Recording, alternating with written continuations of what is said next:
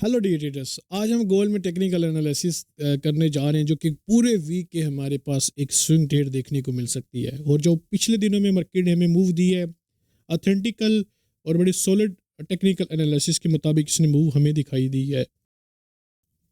और एक और बात आपको अनाउंस करता हुआ चाहूँ कि अगर आप मेरे प्राइवेट स्कैल्पिंग रूम में ग्रुप में ऐड होना चाह रहे हैं, जो कि ट्रेड्स मेरी होंगी, ऑपरेट सिर्फ आपने खुद करना है।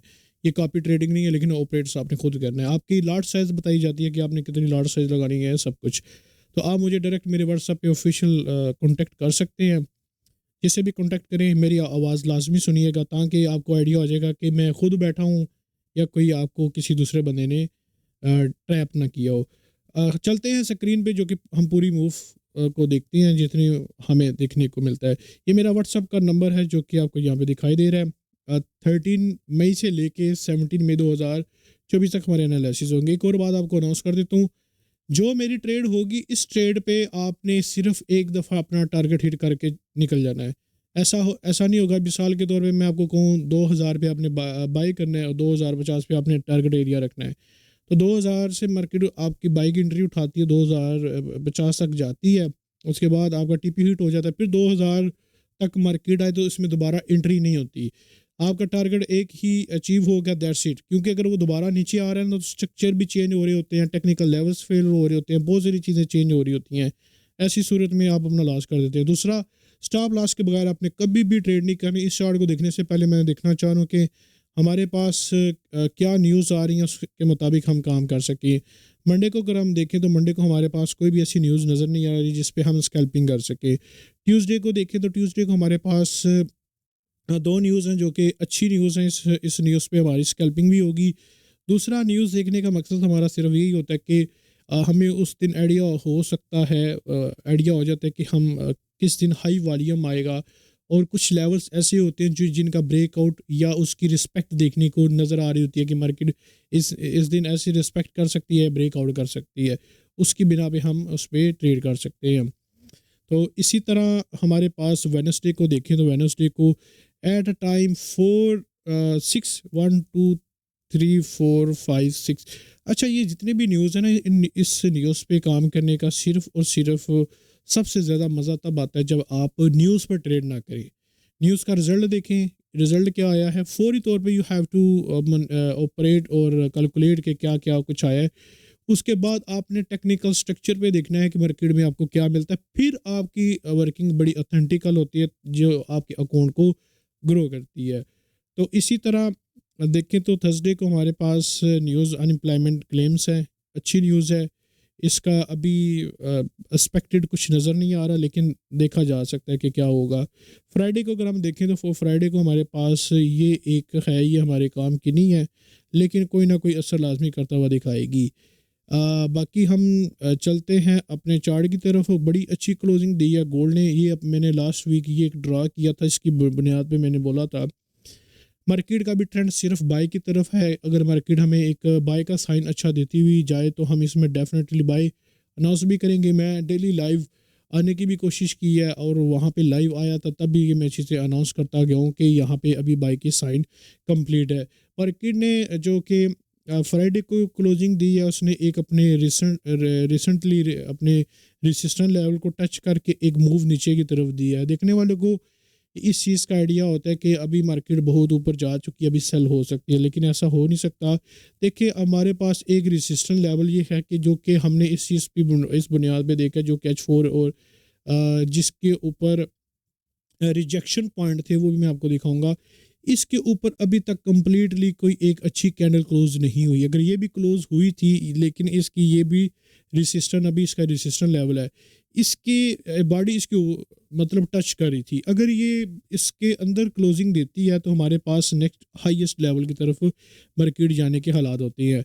बाकी यहाँ पे जो मार्केट ने यहाँ पे जो कन्फर्मेशन दी थी, नंबर एक, दूसरी कन्फर्मेशन स्ट्रेंथ लाइन का ब्रेकआउट था मार्केट, उसके बाद बूम ऊपर। लेकिन सबसे बुरी मूव इसने वॉल्यूम देता गया। वॉल्यूम इसमें यह था कि अभी आपको मैं यहाँ पे हम 30 में भी दिखाता हूँ, हम 15 हम 30 नो नो H1 दिखाता हूँ।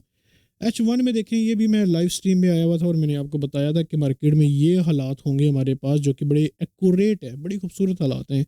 इसके बाद ये ब्रेकआउट देगा तो हमारे पास ये टारगेट आएगा। लेकिन ये मार्केट जितनी भी गई सेल का साइन दिया, लेकिन एक रिंगती भी गई। ऐसे वॉल्यूम में ट्रेड करने का मज़ा नहीं होता। अगर आप स्विंग ट्रेड कर रहे हैं तो डेफिनेटली आपको स्विंग ट्रेड्स में बहुत सारे वॉल्यूम अच्छे भी देखने पड़ते हैं और डाउन भी देखने पड़ते हैं। बाय द वे, अगर मैं बात करूं मार्केट में अच्छे रिसिस्ट, अच्छा मंथली भी देखें, वीकली देखें, वीकली में बहुत ही प्यारी हमें कन्फर्मेशन एक बाइक दे गया। अच्छा, ये वो जितनी भी इसने ये मूव दिखाई दे रही है हमें, ये जो मूव थी हमारे पास टेक्निकल इसने मूव दी जो कि मैंने आपको पहले भी अनाउंस किया था। इसमें कोई भी इस दफ़ा कोई वार का असर नहीं था, ना ही वार कोई इस तरह की हुई है जिसकी बुनियाद पे ये ऊपर गया। बाकी रही बात हमारे पास वीकली, बहुत प्यारा क्लोजिंग इसने दिया। अगर मैं वीकली देखूं तो मेरे पास एक रिटेस्ट एरिया आता है जो कि 2333 का आता है। वीकली मेरे पास रिट्रेसमेंट 233 की रिट्रेसमेंट नज़र आ रही है जो कि बहुत दूर है, बहुत दूर है। लेकिन अगर जोन टू जोन बात करें उसके मुताबिक मैं बात कर लेता हूँ। यहाँ पे आपको एक और मैं चीज़ यहाँ पे समझाना चाहूँगा कि मार्केट मार्केट को समझ के काम करना चाहिए, क्योंकि इन दिनों में मार्केट के हालात जो हैं वो अपने डिसरिस्पेक्ट भी बहुत कर रही है। यानी कि जैसे कि इसका एक जोन था, एक मार्केट को मैंने आपको जोन के बारे में बहुत दफ़ा बता चुका हूँ। मार्केट ने अपने जोन के मुताबिक ये काम किया और द टेक्निकल और जो मार्केट की अपनी पावर है उसकी क्या होती है कि जब इसने ये अपना इस जोन को ब्रेक आउट किया है, अब देखें, अब ट्रेंड लाइन को भी फॉलो कर रहा था लेकिन जोन को भी फॉलो कर रहा था। जब इसने ये जोन को ब्रेक आउट किया है तो इसका रिटेस्ट एरिया यहाँ तक था, इसके बाद ऊपर जाना चाहिए था, लेकिन इसने रिटेस्ट बहुत ज़्यादा डाउन किया। अब यहाँ पे लोगों को ट्रैप बीचने किया, क्योंकि इतनी बड़ी कैंडल बना चुका जो कि साइन एक ही देती है बैरिश का, मजीद बैरिश का, क्योंकि इसका रिटेस्ट एरिया भी इसने ब्रेक आउट कर दिया। अच्छा, इसके बाद देखिए रिटेस्ट किया, ये एक लेवल था, फिर इसके बाद इसने ऊपर गया लेकिन रिंगता हुआ जाता गया। ऐसी सूरत में ट्रेड करना इंतहाई मुश्किल होती है, क्योंकि यू डोंट नो कि मार्केट का नेक्स्ट क्या साइन है, क्योंकि मार्केट आपको बैरिश का भी साइन दे रही होती है, बाई का भी दे रही होती है, लेकिन मार्केट रिंगती भी जा रही होती है। इस सूरत में हमें ट्रेड नहीं करनी चाहिए। अगर H4 की मैं बात करूँ, H4 में मेरे पास, मैंने पहले भी आपको यहाँ पे बताया था कि मार्केट में एक रिटेस्ट एरिया जो खूबसूरत जो स्विंग ट्रेड के साथ हमें मिल सकता है, यहाँ से रिटेस्ट करके मार्केट अपने इस एरिया तक बड़ा इजीली जा सकती है। अच्छा, ये एरिया हमारे पास क्या बन रहे हैं जी, ये एरिया हमारे बन रहा है जी 2 3, यहाँ पे मैं लिख लेता हूँ 2 3 4 5 से लेके ना 4 5 से लेके 50 तक, ये एक बहुत अच्छा एरिया है। लेकिन मुझे, अच्छा, टारगेट एरिया बहुत लंबा बड़ा नहीं रखते, लेकिन 2400 रख लेते हैं, ये बड़ा अच्छा टारगेट एरिया हमारे पास। लेकिन मूव इससे ज़्यादा आएगी, 2400 से ज़्यादा मूव आने वाली है, ठीक है। अब रही बात हमारे पास देखने को मिले, जैसे कि H4 में भी देखिए इसने जितनी भी कन्फर्मेशन बनाई पहले हमारे पास ये कन्फर्मेशन बनाई जो बैरिश का साइन था, फिर एक बुलिश साइन दिया, फिर क्लोजिंग नेक्स्ट कैंडल हमारे पास, यहाँ पे थोड़ा सा मार्केट ट्रैप करने की कोशिश करती है, अदरवाइज इतना मुश्किल है नहीं है। इस ट्रैप से बचने का हल एक ही होता है कि आप सब्र कर जाएं, बेशक एक दिन काम ना करें, 2 दिन काम ना करें, लेकिन आपको मार्केट बहुत कुछ दे जाती है, आपका सब्र का जो रिवार्ड आपको मिल जाता है।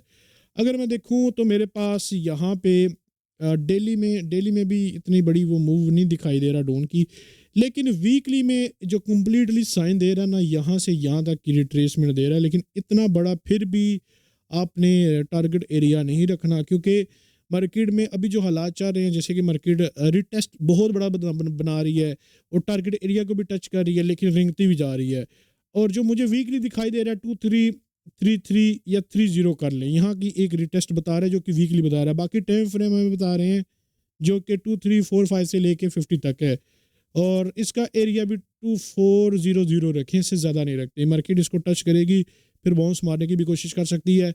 अगर आपको मेरे वीकली एनालिसिस टेक्निकल अच्छे लगे हों, आपको लर्निंग देखने को मिली हो, क्योंकि अभी मैं बहुत सारी बेसिक बातें नहीं कर रहा होता, क्योंकि बहुत सारी कैंडल्स के ऊपर मैं ऑलरेडी वीडियोस बना चुका हूँ, बता चुका हूँ कि ये कैंडल्स क्या है, इनकी वर्किंग क्या है, कैसे है। अभी टारगेट एरिया के मुताबिक भी सारी चीज़ें बता चुका हूँ।